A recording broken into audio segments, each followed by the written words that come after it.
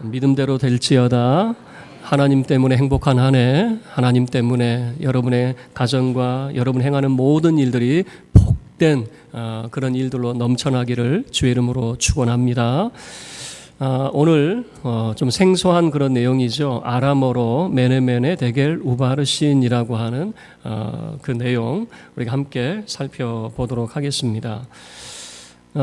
제가 우리 아이들하고 이제 아이들이 어렸을 때 놀이동산을 이제 간 적이 있어요. 뭐 학교를 빼고 초등학교를 빼고 이제 같이 놀이동산에 갔는데 3학년 때까지는 어떻게 잘 제가 가르쳐 주기도 하고 아무 문제가 없었어요. 한 4학년 이제 고학년 넘어가면서부터 아이들이 이렇게 한 번 빠지니까 수학을 못 따라가는 거예요. 가져와 봐라, 내가 도와줄게. 저도 못 하겠어요. 뭐 면적을 뭐 구하는 건 뭐 입체 도형 나오고요, 2차 방정식 나오는데 저도 과거에 다 배웠던 건데 생각이 하나도 안 나요. 어떻게 풀어야 될지를 모르겠는 거예요.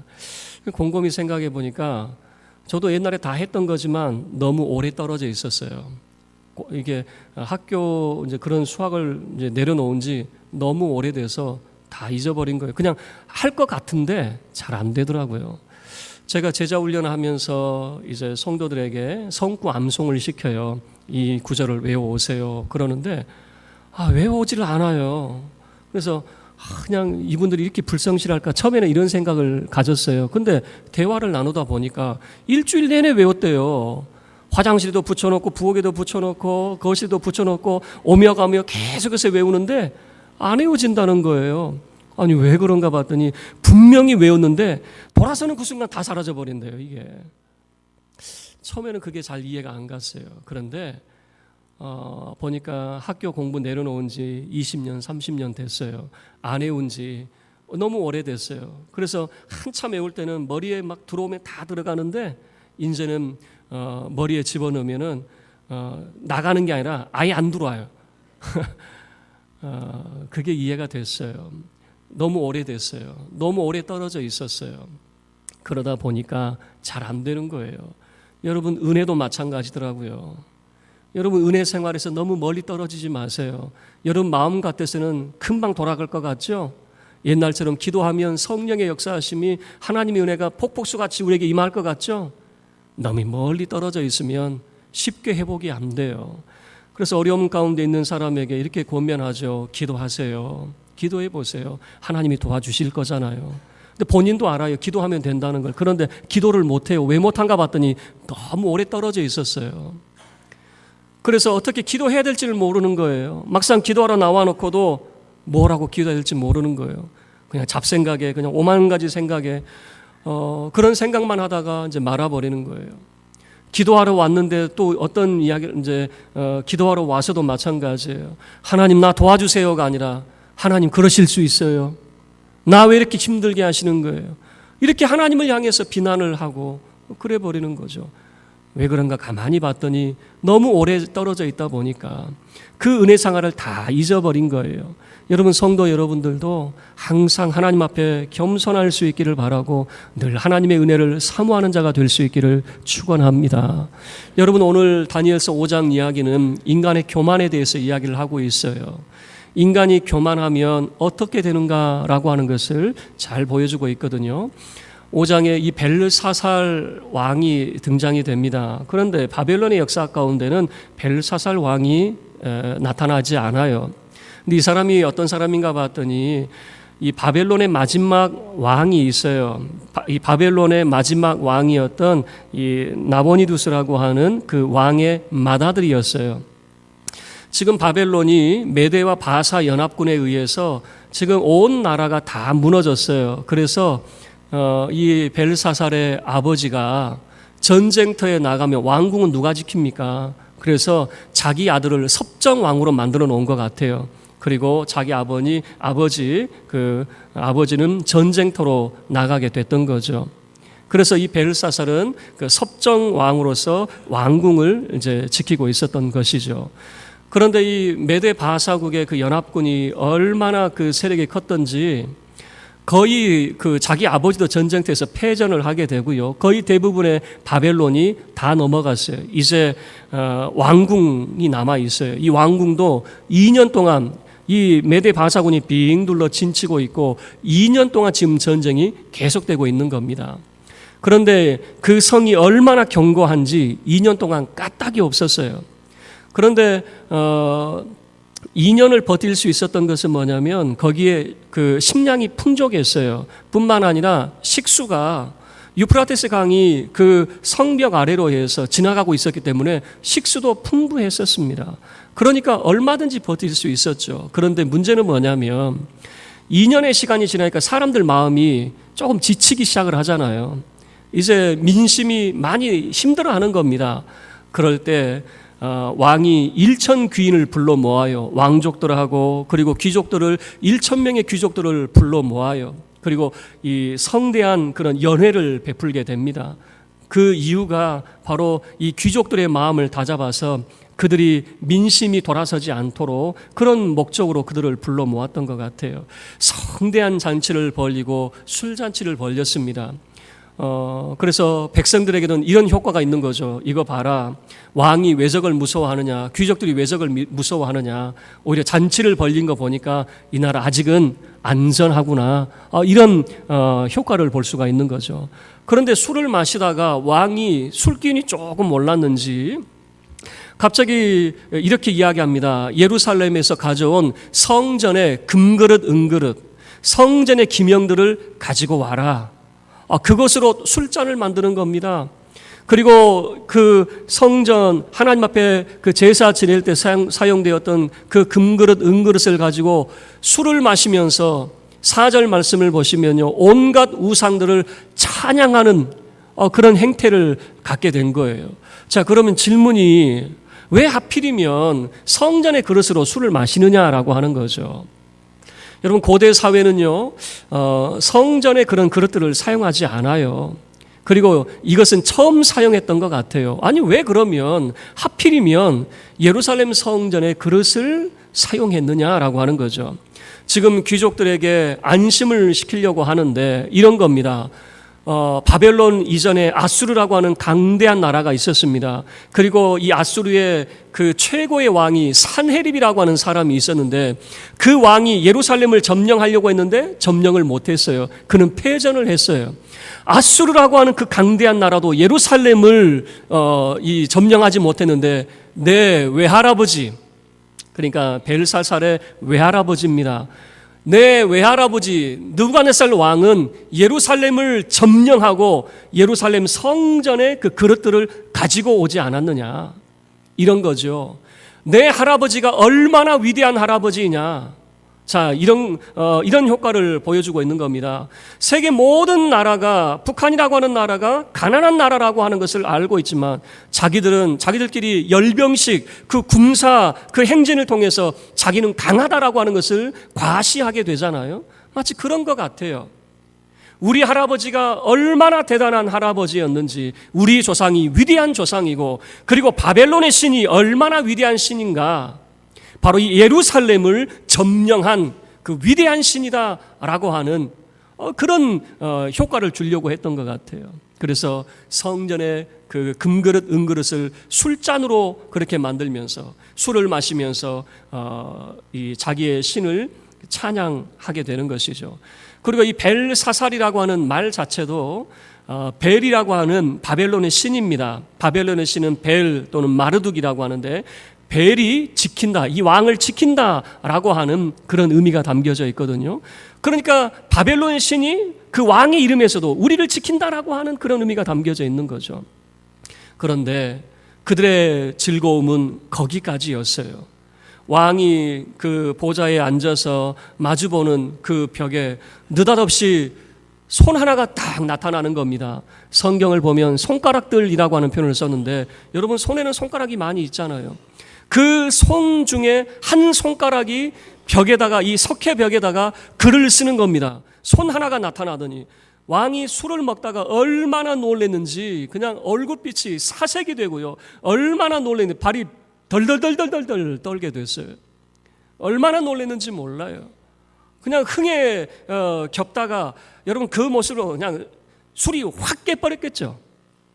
얼마나 놀랬던지. 왕이 그 벽에 쓴 글자를 보고 도대체 저게 뭐냐. 그래서 바벨론에 그런 지혜자들을 다 불러 모읍니다. 점쟁이, 술사 그들을 다 불러 모읍니다. 그리고 저거 한번 해석해 봐라. 그런데 글자는 보이는데 뭔 말인지를 아무도 모르는 거예요. 아무도 모르니까 해석을 못하는 거죠. 왕이 3가지 상금을 내걸었어요. 누구든지 이 글을 해석을 하게 되면 내가 3가지 선물을 주마. 첫 번째 자색옷을 입혀주고, 두 번째 금사슬을 목에 걸어주고, 세 번째 이 나라의 셋째 그 통치자의 자리를 주겠다라고 하는 것이거든요. 여러분 이 3가지 약속은 뭐냐면 다 왕족에 대한 그런 약속입니다.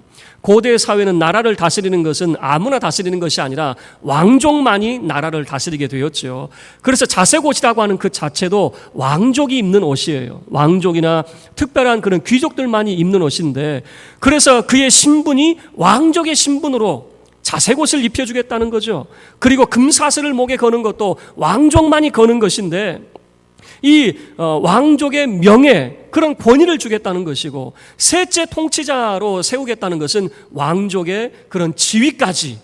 여러분 이것은요 신분 상승의 절호의 기회가 되는 겁니다. 노예가 아무리 힘을 써도 노예에서 벗어나는 정도밖에 더 되겠습니까? 그리고 아무리 그들이 귀족이라 할지라도 출신이 왕족이 아니면 왕족이 될 수가 없어요. 그런데 지금 왕이 이 글을 해석을 해봐. 그러면 왕족의 그런 이 권한을 주겠다라고 하는 아주 최고의 그런 파격적인 대우를 약속을 하고 있는 거죠. 그런데 글은 보이는데 뭔 말인지 아무도 해석을 못하는 거예요. 그래서 그 자리에 모였던 1천 귀인들과 이 왕이 두려워 떨게 되는 거죠. 그럴 때 왕비가 자리에서 일어섭니다. 이 왕비는 벨사살의 어머니였을 거예요.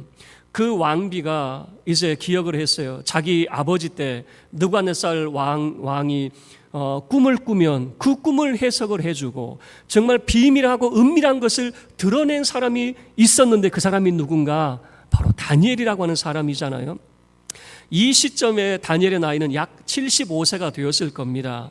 75세의 다니엘은 15년 전, 적어도 15년 이상 한 60세 정도에서 그는 은퇴를 했을 거예요.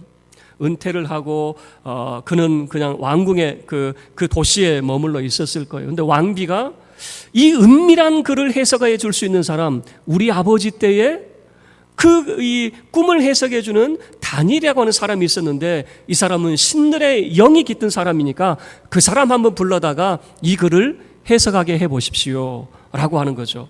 그래서 급하게 다니엘을 불렀을 겁니다. 다니엘을 불러다가 이 벽에 그 쓰여진 글을 한번 해석해 봐라. 다니엘이 그 글을 해석을 하는데요, 그냥 해석만 하면 딱 좋죠. 여러분 기본적으로 해석을 하라 그러면 해석만 하면 되는데 웬걸요, 다니엘이 왕이 훈계를 합니다. 한 소리 하고 해석을 해줘요. 아니 왜 이런 훈계를 할 수 있을까?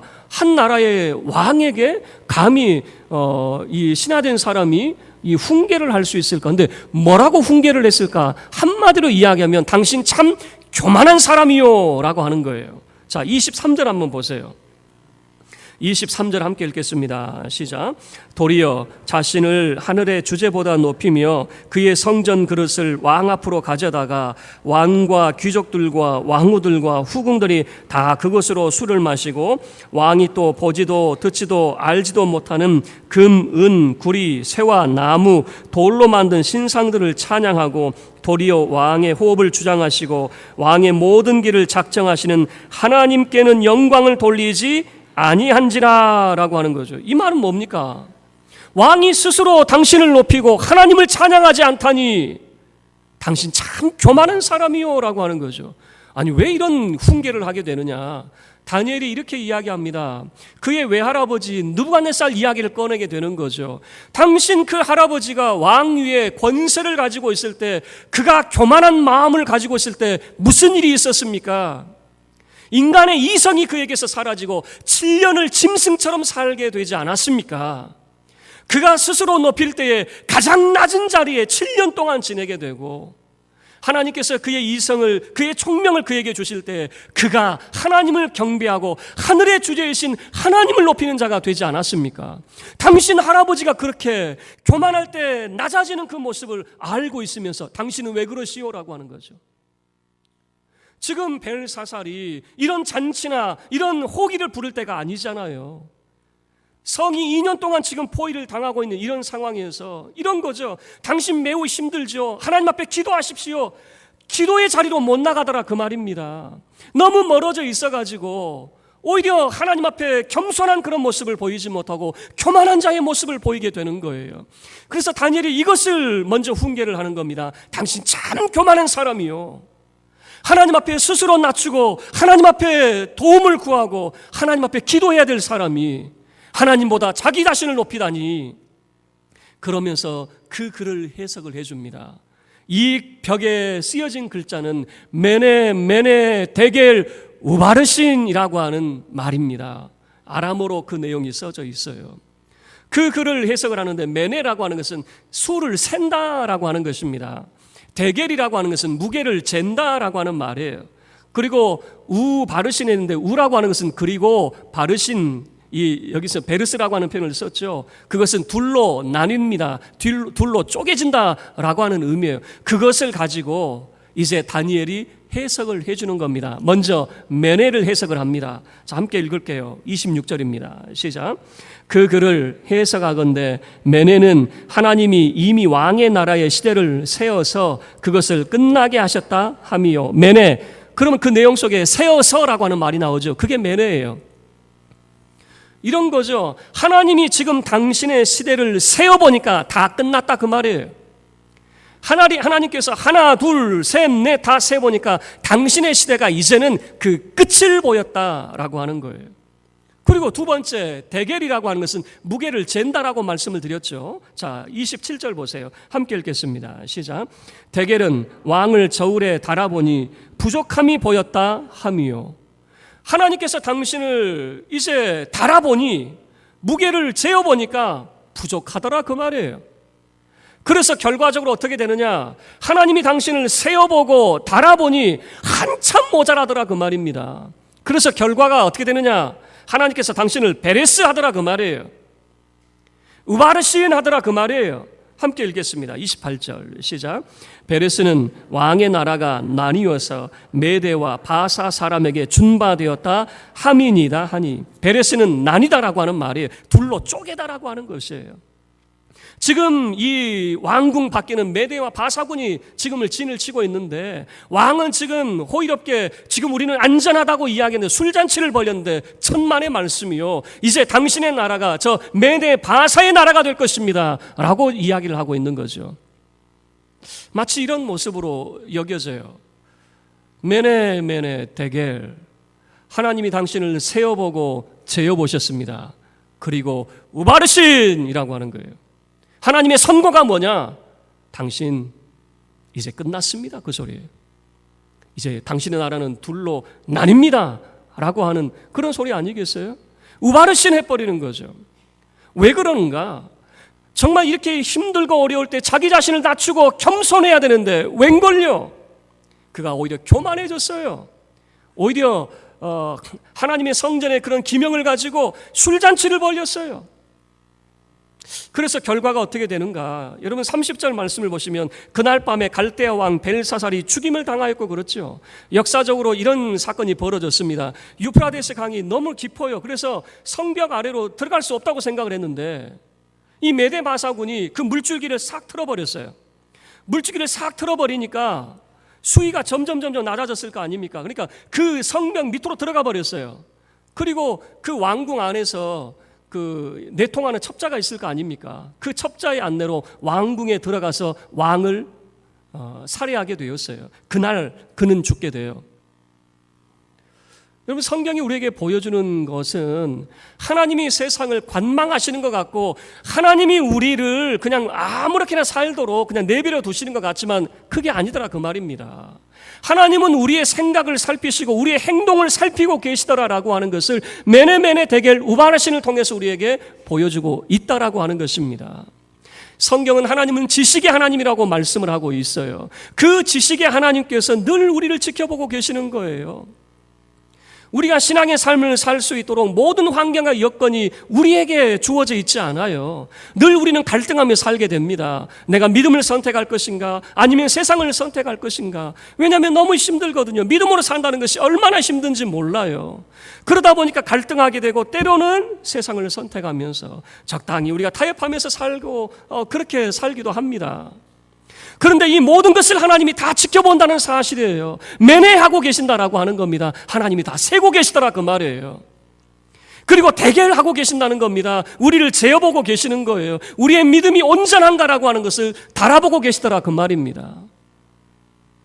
여러분 어떤 것 같아요?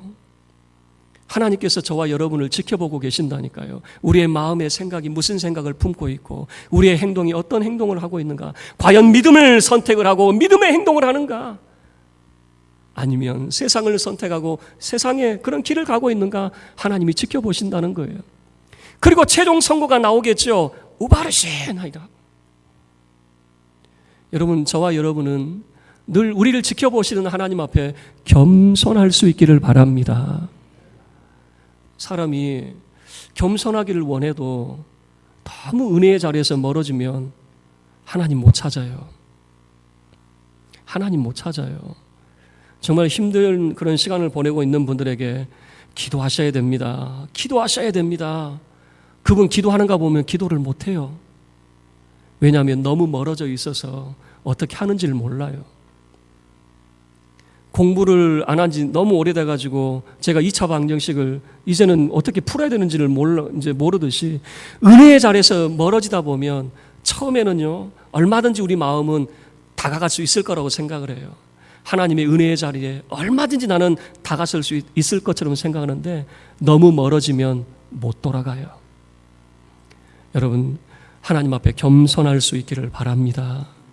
늘 하나님 앞에 겸손하고 우리 자신을 낮출 수 있기를 바랍니다. 그리고 은혜의 자리에서 제발 멀어지지 마세요. 늘 은혜의 자리, 그 자리를 여러분 지킬 수 있기를 바랍니다.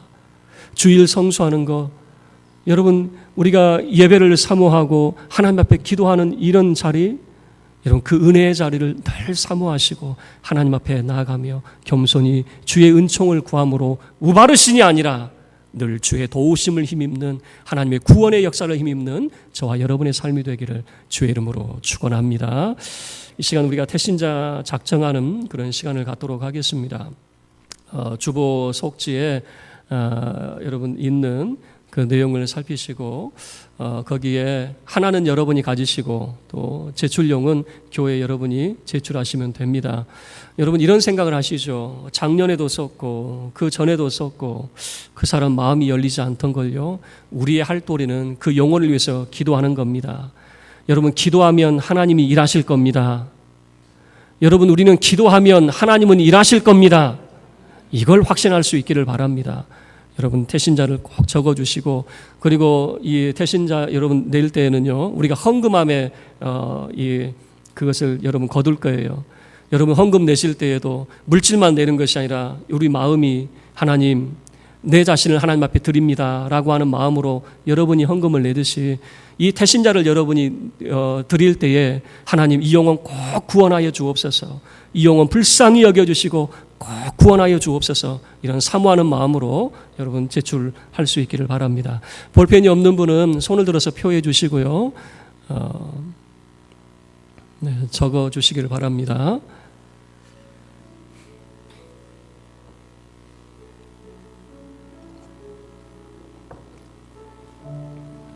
여러분 확신을 가질 수 있기를 바라요. 반드시 여러분 기도할 때 하나님이 일하십니다. 우리가 이 영혼을 위해서 기도하면 하나님께서 일하시고 반드시 구원의 역사를, 생명의 역사를 하나님이 일으키실 겁니다. 이 확신을 가지고 여러분 기록할 수 있기를 바랍니다.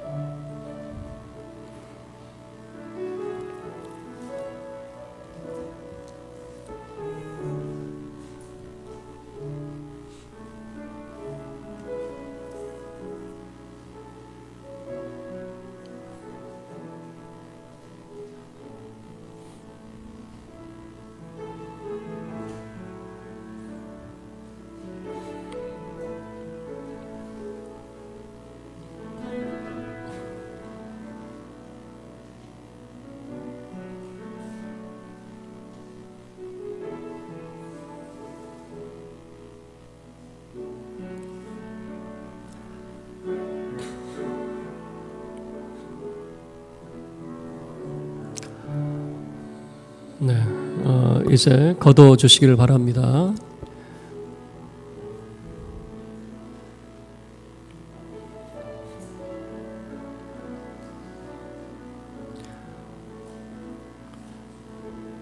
기도하는 마음으로 제출해 주시면 감사하겠습니다.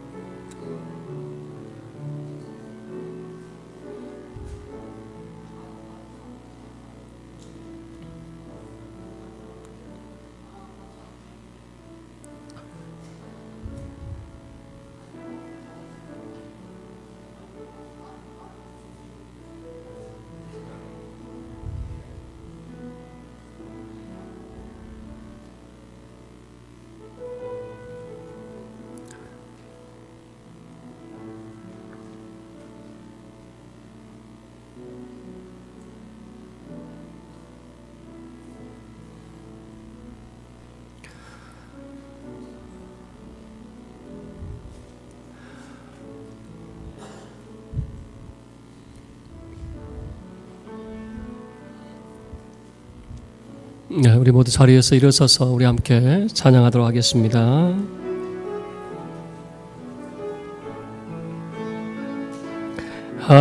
하나님의 사랑을 사모하는 자, 하나님의 평안을 바라보는 자, 너의 모든 것 창조하신 우리 주님이 너를 얼마나 사랑하시는지,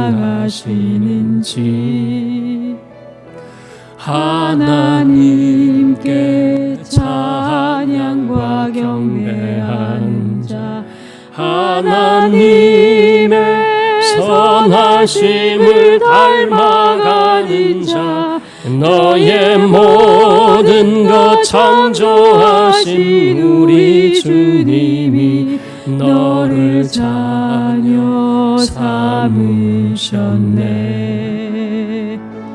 하나님 사랑의 눈으로 너를 어릴 때나 바라보시고,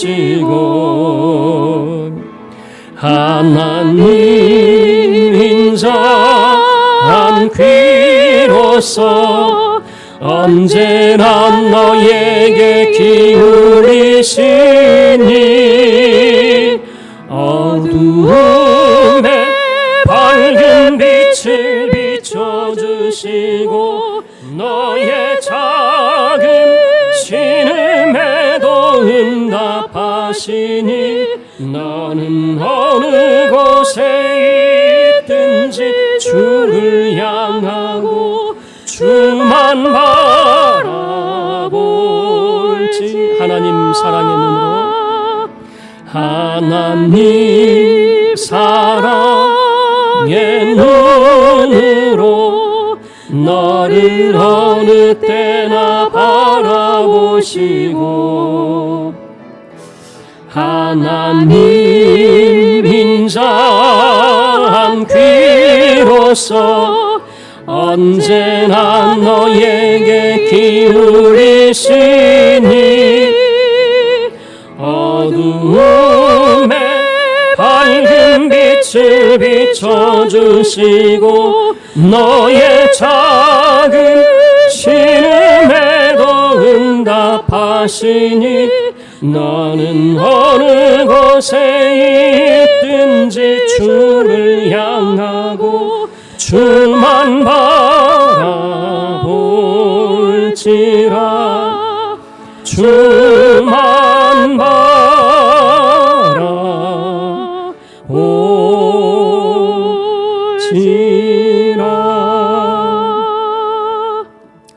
우리 교회 문을 나서기 전에 함께 기도하고 헤어지기를 원합니다. 여러분, 언제까지 어려울 때마다 술잔을 기울이시면서 하나님을 찾지 않겠습니까? 여러분, 겸손히 주를 찾는 자가 되기를 바랍니다. 매네매네 대결 우바르시는 우리에게 주는 교훈입니다. 하나님이 우리를 세어보고 계셨습니다. 우리를 재어보고 계셨습니다. 우바르신이 아니라 난이유인 자가 아니라 하나님의 도우심과 구원을 얻는 자가 되어야 될 것입니다. 아직까지 여러분 정말 고통의 시간이 찾아올 때마다 술잔을 기울이신다면 이제부터라도 하나님 찾기를 바랍니다. 그 은혜의 자리 멀어지지 않고 그 은혜의 자리를 찾을 수 있기를 바랍니다. 그리고 오늘 우리가 함께 나누었던 이 태신자 하나님이 꼭 구원하여 주시옵소서. 우리 주여 간절히 한번 외치고 함께 기도하겠습니다. 주여